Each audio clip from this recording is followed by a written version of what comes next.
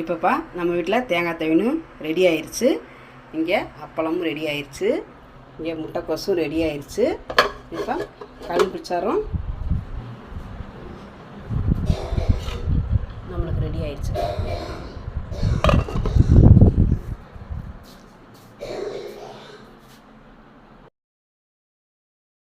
இப்போ நம்ம வீட்டில் தட்டாம்பயிர் கழனி ரெடி ஆயிடுச்சுப்பா. நீங்கள் உங்கள் வீட்டு இதே மாதிரி செஞ்சு பார்த்துட்டு எப்படின்னு எங்கள் கமெண்டில் சொல்லுங்கப்பா.